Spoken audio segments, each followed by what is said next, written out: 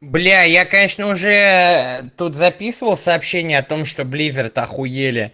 Но новое приключение это просто пиздец в Хардстоуне. Это прям, типа, раньше такого не было. Просто 3 боя супер легких и все.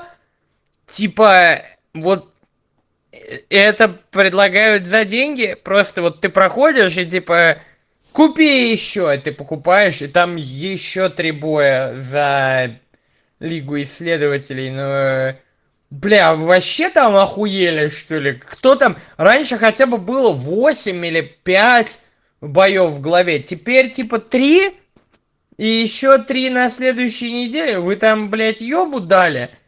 Типа, можно просто продавать людям за хулион рублей, блядь. Три босса, блядь. Три!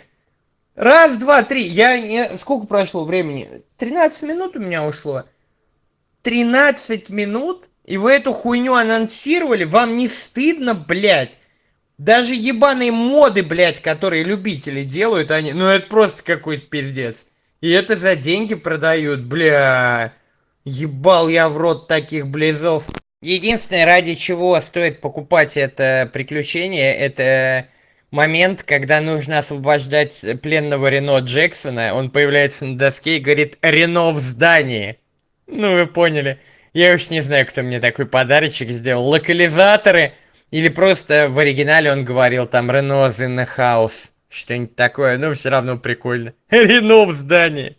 Батя в здании. Я батя.